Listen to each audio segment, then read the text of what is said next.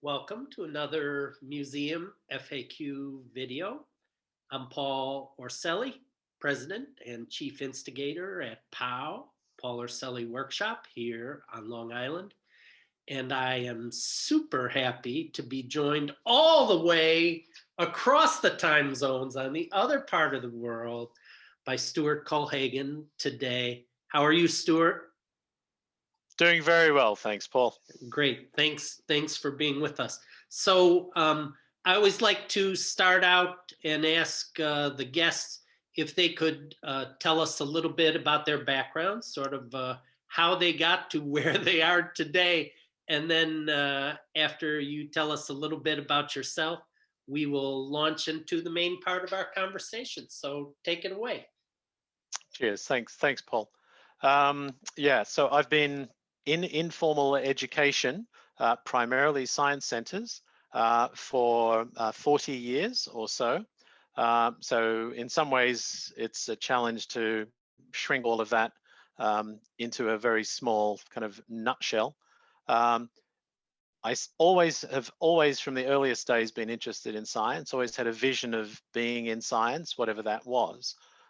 Growing up here in Canberra, capital of Australia, I had the great fortune to join with Dr. Michael Gore, the founder of Questacon, which first started here in Canberra as a community science centre over 40 years ago, and began to work with him before we even opened, building exhibits, developing shows, and worked with that volunteering as it grew from a community, fully volunteer organisation up to become Australia's national science and technology centre and sort of one of the national institutions. So I spent my entire time working with Questacon in a range of roles, which we might sort of touch on later.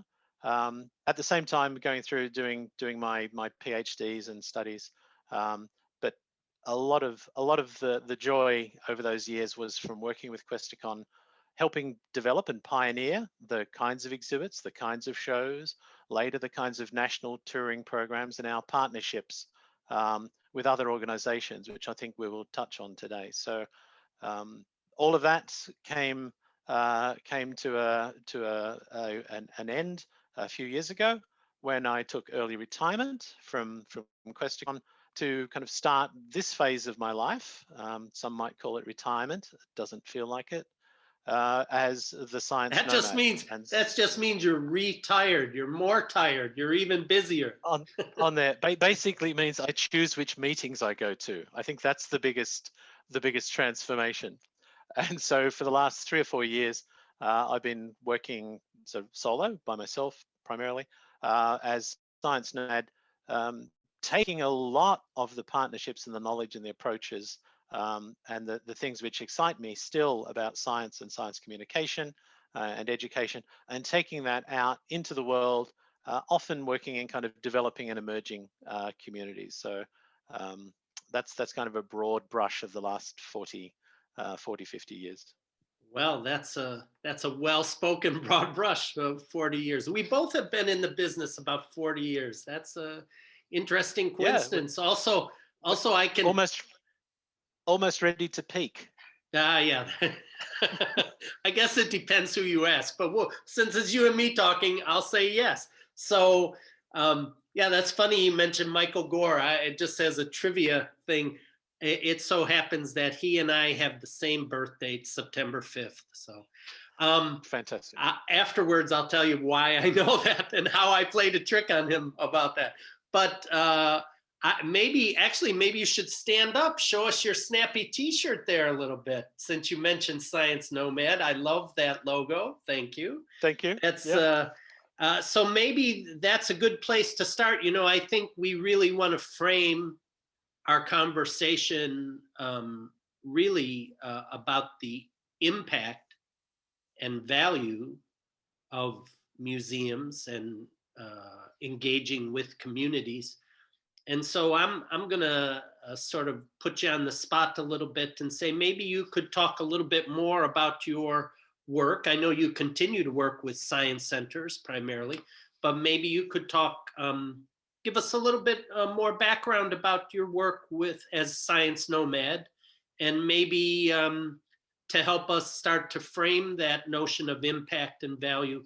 What's some of the takeaways you've gained from doing this work out in the field all around the world, really, from Science Yeah. Nomad? So I mean, I'm just envious of all the cool places and people you've been to travel and see and work with their communities. So yeah, tell us a little bit more Yeah. about Science Nomad. I think it's super interesting.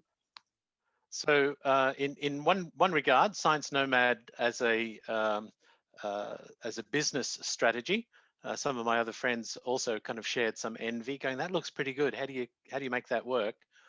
So the business strategy for Science Nomad is to go broke as slowly as possible, and that business plan seems to be paying out, as you know, as expected.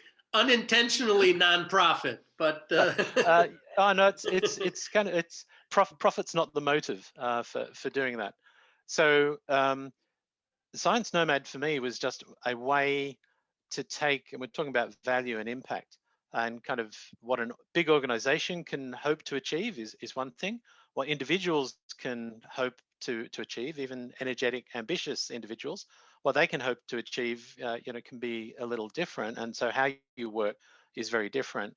But it's kind of the values. Questacon as a science center has always been hands-on, experiential. Typically, we call that informal kind of learning, and that's always something which I've done instinctively. I've been involved in playing with things, learning that way.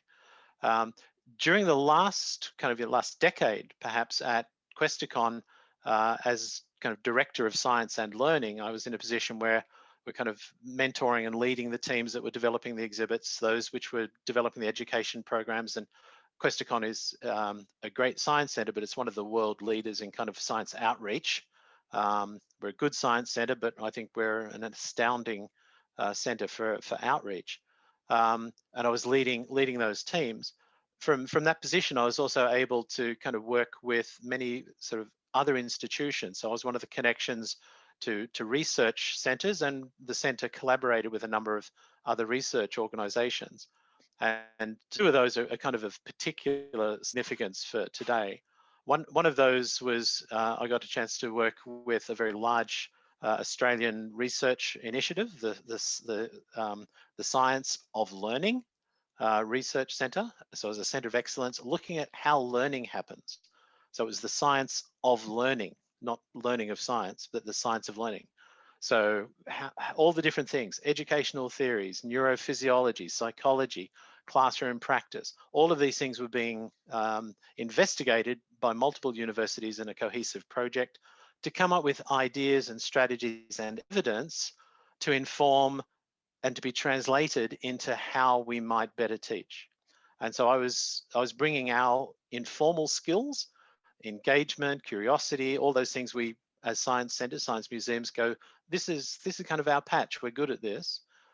Bringing those into that research partnership to be part of the grist for the mill for the research and the study, and that enabled me to find areas of research to kind of, we would call it bias, but to go, oh, I've always felt this was valuable, and the psychologists going, yeah, we call that sort of embodied cognition. That's a thing. Going, oh, I never knew there was a thing. I just thought that's what we like doing. Going, no, this is why it's strong. This is what we see happening. So it gave both information but also confidence about some of those things which we've done instinctively in science centers. And one of the other projects that other groups, institutions I got to work with was one of the universities here in Canberra that specializes in the training of teachers of science and mathematics. And they have created a special research group to look at the evidence for how best to do that training. So I got to work with these groups from the science of learning and from the learning of science. And that sort of gave us a lot of provocation, a lot of confidence, and a lot of recheck, and we kind of worked collaboratively with those groups, and that got me particularly interested and kind of focused on how do we make what we're doing not just kind of, nice, but also get significant impact from it? And that gave us kind of the framework to start thinking about that kind of thinking and that checking. And we gained some confidence from that research connections, understanding what's seen to be good. And so when I took early retirement, I was carrying a lot of that kind of orientation, hands-on works, informal works. Schools are often lacking that. Schools internationally, education systems internationally are going, STEM, 21st century skills. The curriculums are picking up some of these concepts, but the large body of educators aren't supported in, okay, I understand the words, but what does that mean in the classroom? How does that work? And so That's what the I the, the that's what I was just going to ask you, because I think it's really interesting. You mentioned the Science of Learning Research Center, and then the teacher, teaching teachers about science and math there in Canberra. Um, yeah, I mean, it's interesting. How do you find that way, or find the ways to share that research knowledge and that fundamental knowledge that can be helpful in the classroom, in outreach, in museums, developing exhibits or programs?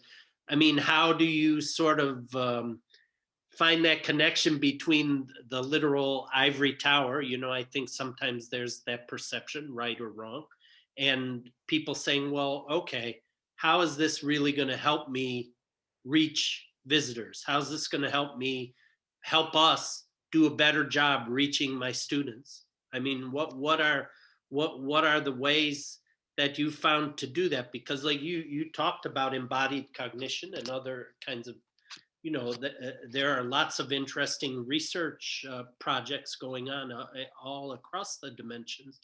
But how do you distill that and then find ways to apply it, or help people find ways to apply it? Yeah, great question. So the in the practice, so as Science Nomad, most, I guess my preferred targets, because again, as I said, I'm always kind of starting from the point of, how do I make a difference? I could be doing lots of things to keep me interested, but how do I make a difference? What's the impact? And one of the things we've kind of learned is to ask ourselves those questions, establish that answer. What is the difference I want to make? And to work backwards. Very often in organizations, they work forwards. These are the tools, this is what we're doing, let's tune them up, and that kind of becomes the progression, the strategy. Whereas what we're very keen of, particularly when we're doing educational programs, is what is the change that we're after. And this is kind of ambitious and scary. And often most people will balk or stop at going, oh, well, what we're doing is raising awareness. I sometimes provoke people when going, I give you about 2 cents a pound for awareness. I don't see that's a good endpoint. And that kind of thinking about, awareness is good. We think logically. We think, if you know something and you're aware of it, then you're in a state where you might make the change. The So reality what's is the so reality is from psychology, all of the data says awareness is really poor. It's a very poor step, it's an orphaned condition when you're thinking about change. If you target awareness, that's easy to get. Put up a billboard, run an ad, that's awareness. But you spend time in the Balkans. I've spent time in the Balkans. It seems that smoking there is mandated. Everyone. The first time I went to Bulgaria, I stupidly asked, so what do people in Bulgaria have for breakfast? And one of my hosts said, a cigarette. And I said, Yeah. really? And they said, yeah, if it's a big breakfast, 2 cigarettes. Cigarette. Exactly. But I can go to Bulgaria, Serbia, and smoking is prevalent. It's pervasive.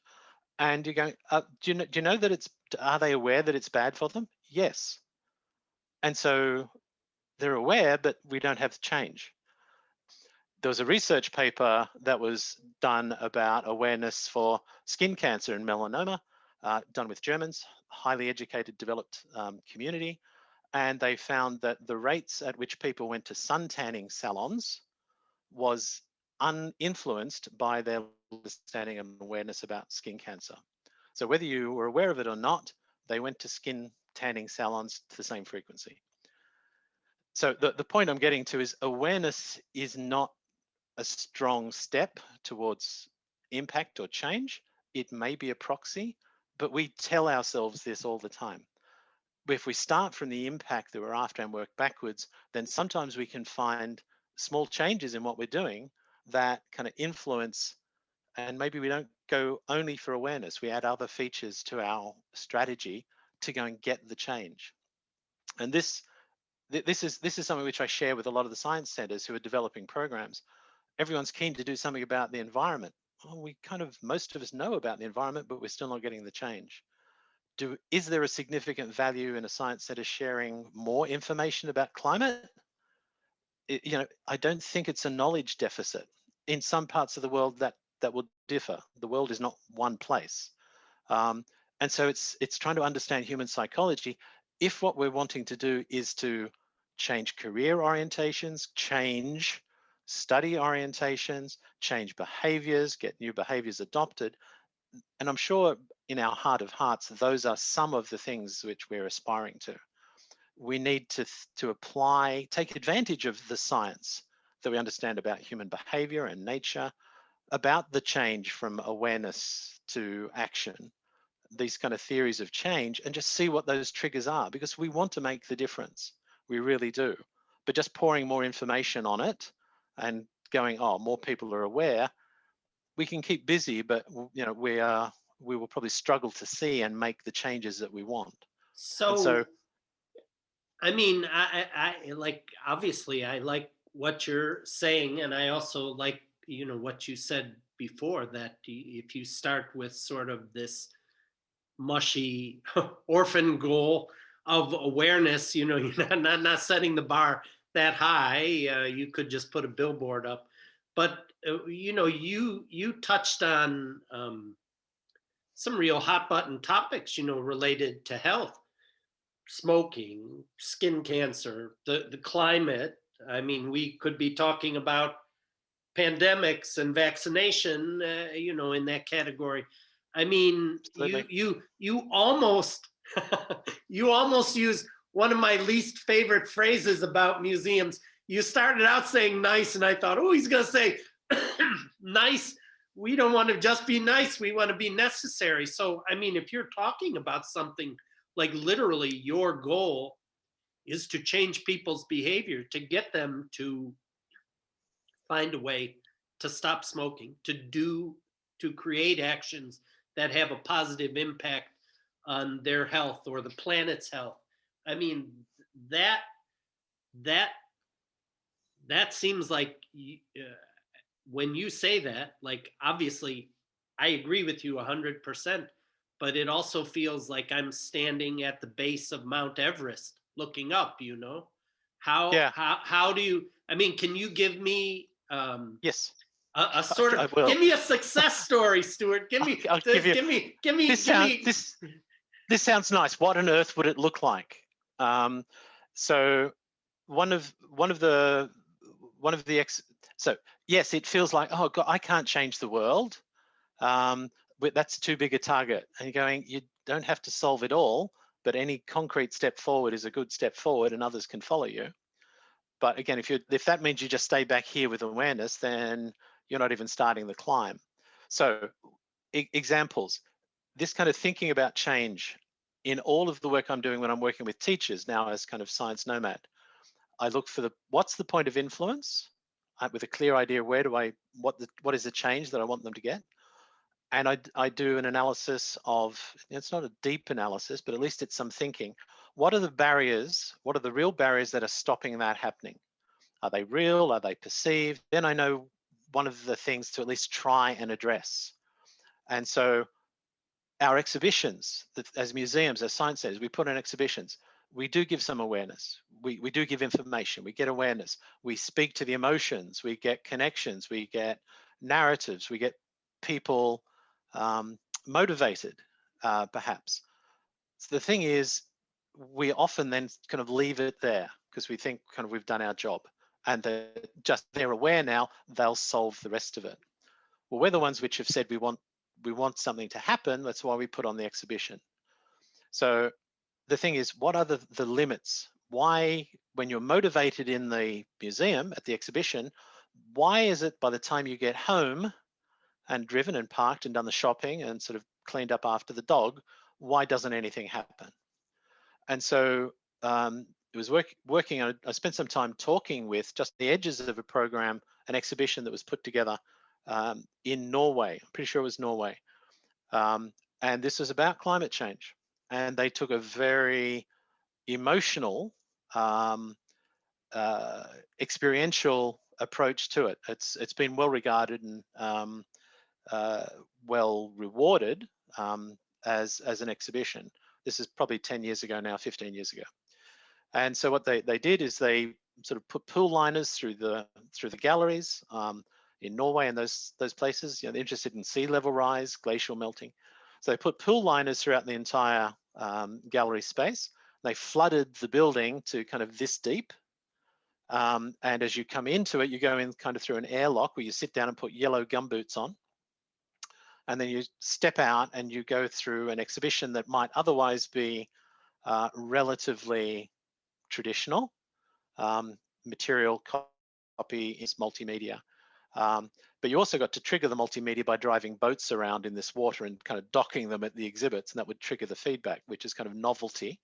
And so in that, this powerful emotion and the rest of that, and many of us who are designing sort of, you know, themed or theatrical exhibitions will go, well, we do that, that's okay. But what they did, which was really smart, this is one of the, I think it was John Hass that I was talking with as we were kind of workshopping some of these ideas, was we've got you motivated. Now what do we want you to do? Oh, we would like you to take some action. So one of the exhibits was effectively a quiz. So you're standing in the water, the multimedia would give you a proposition. Would you pay more for your electricity if it was 100% green? So you're, and if you were supported that, you would step up out of the water onto the platform, and that would register your vote. And it would go through a number of these sort of, you know, questions. This was doing several things. This exhibit, not technically too tricky, was gathering information from the public. Yes, you know, 70%, 80% of the public said they were happy to pay 20% more for their electricity if it was green. They go, okay, so they're gathering some data, and that could be used for advocacy. But at the end of that exhibit, this is kind of the important thing. At the end of that, they're going, if you feel strongly about that, perhaps you could send an email to your local parliamentarian telling them that you're in favor of it, because your politicians tend to follow the pressure of the public. At least that's the theory, and it can happen in some places. And so don't make it hard for that person to find the government official to go and send them the message. You've got them motivated there in the exhibition. So come over here. Here is a computer. We've got the database of all of the email addresses of every member of parliament in Norway. Find your postcode, send them a message now. And not everyone did, but they said, we want you to share your view. It's not the Science Center's view, but, you know, share your view with your politicians so they know what you think. Now, how many of us have bothered to do that in our lives? Most of us haven't. And so they said that would be a good thing. That's a tangible outcome that could lead to a change. And we're going to remove that barrier. Over here, we've already got all of the email addresses. Send them a message and they'll hear from you. And so it's that kind of thinking, which is that last little bit to close the gap so that awareness and motivation does lead to that action. So it's just bringing those things together. And that as kind of a checkpoint in thinking through an exhibition. We're good at this, and we're hoping they go there, the next step. What's that barrier? And can we do something to make that barrier smaller or connect you to the next step? and then you do see that progression. And so that, to me, from an exhibitions museums perspective, is kind of a really classic example of that kind of good thinking about do the emotion, do the engagement, do the information, but then make it easy for them to take the next step. And so we not all subjects might immediately suggest how you do that, but we should think that way because that's what we would love to see happen. The thing I love about that is, uh, and not just in museums, of course, as they say, there is often a lot of talk, but not a lot of action. And so when you Mm, deliberately set up the scenario, I mean, it's like a clear equation. Okay, here's our end goal. Here's what's in the way of our end goal. So what are ways that we can bridge or tunnel through or blow up that barrier to get to that end goal, and yeah, to I mean, to take interesting choices. I think we'll include, as they say in YouTube land, we'll include the link to that exhibition and other things that we've been talking about in Stuart's work. Of course, I think that exhibition might have been called something like Climate X or something, but yes, I think Climax. Yeah, yeah, uh, but because I remember seeing pictures of people like walking through the water, I'm like, well, that certainly yeah. makes an impression in the boats and stuff. I remember the descriptions you had. Well, Stuart, I love, like I say, framing the impact of the programs we do, not just as you uh, so eloquently said, not just with awareness, but with action. And I think, of course, we need to have some awareness and start with awareness. But if that is consistently our sort of low bar, we can ably Well, hurdle over that low bar. But okay, now what have you will we reach it. accomplished? Yeah, of course. So I don't know. I don't know in our waning moments here if there are any other words of wisdom that you want to impart, or just even to leave people with. I mean, on a certain level, it sounds simple. Well, start out with the premise of what is the action you want to end up with, and work backwards from there. Like that.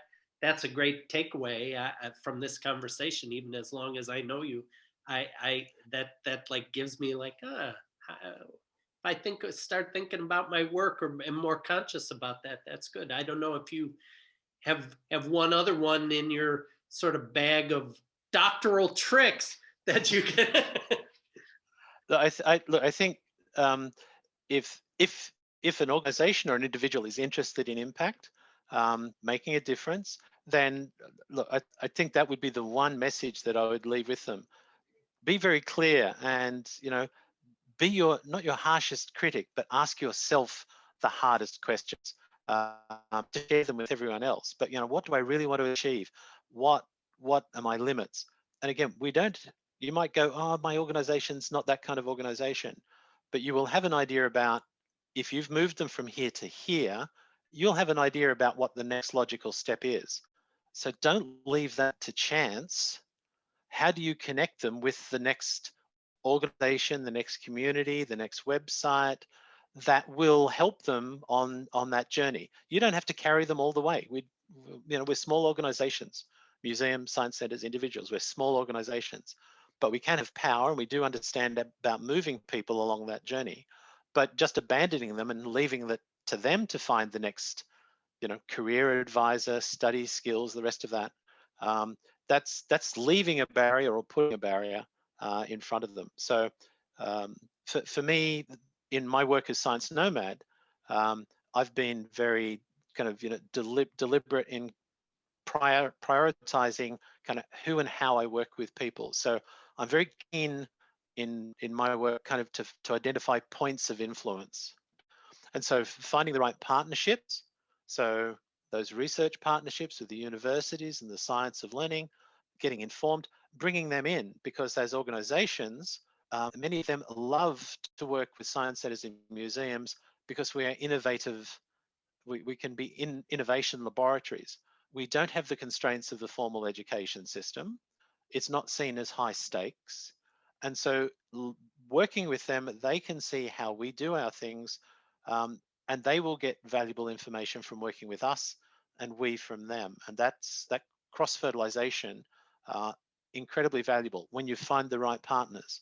And when I'm working kind of as science nomad, that's again another thing which I value, finding the right people, where if I go and influence, a group of 30 educators, um, are they the educators that will go out and actually do it in the class? And again, that thinking, what's going to stop them doing that in the class? And I will work with the teachers. Why aren't you doing these sorts of things? Is it your content knowledge? Is it the curriculum and time? Your worry about resources? So that's, and many of those things are the answers they will come back with. And so I, I, I, like many others in kind of this kind of informal science, we kind of have a superpower of kind of teach and do deep content, deep questions, deep learning, pretty humble materials. And so I have a saying, so humble materials, deep impact. And that's one of the things to look for. We don't have to overthink the hardware, the infrastructure that we use. Again, from the science of learning, we shouldn't be trying to give too many answers these days, I think, as organizations. Our strength as individuals, as organizations, a lot of people will only visit a science center for 2 hours a year, maybe 2 hours during their school time. So to think of ourselves as educational centers, I think sets us up to fail. How can our 2 hours, or put it another way, what in 2 hours can we do with a child, a student, a visitor, a family, that 10,000 hours in a school won't do? Now we're good, but we can't, we shouldn't be thinking of ourselves as just doing their job, because that's not our job. So that's the kind of thinking. What from a 2 hour visit can we do that will have a significant effect? And so getting people fired up and curious, and teasing them, provoking them, engaging that curiosity, not worrying too much about giving answers, but getting them comfortable asking questions. And that kind of leads to that critical thinking. Because these days in most of the world, an answer, a fact, a bit of information is pretty accessible.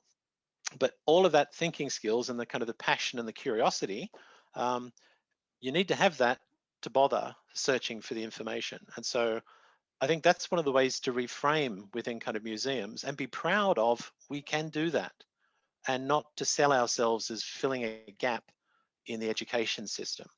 We can and we should work with teachers and the education systems. We have a lot to offer, but giving out worksheets for kids to go around like a poor version of Google, extracting some facts and numbers around a center is kind of a very weak contribution to what we could be doing, when a little change in how we do things can get that curiosity really sparked up. And sometimes that means simpler, not more complex things.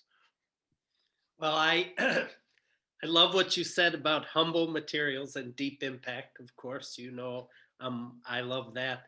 But I think, Stuart, you might have convinced me that maybe you actually have a legitimate, credible response to that nice but necessary trope. If you really are, the example you just gave, somebody's only going to be at a science center for 2 hours. What really, in a credible way, can you accomplish to send them on their way in a positive action? Not, well, we're a great informal learning resource. Of course we are, but that's that I can tell already I'm going to be thinking about this conversation in a good way, and I hope the viewers are too. So I really appreciate you taking the time today, Dr. Stuart Kohlhagen. Very nice to speak with you as always. And as I said, we will include links to find out more about Stuart's work, find out some of the places and programs that we mentioned, including, of course, Science Nomad. But And I am also thankful that we were able to bridge the time zone conundrum, and the network has behaved itself pretty well, I do have to say. So that's great. Indeed. Thanks again, Stuart. I really appreciate it. My pleasure, and thanks for connecting with the people in the network. Yeah.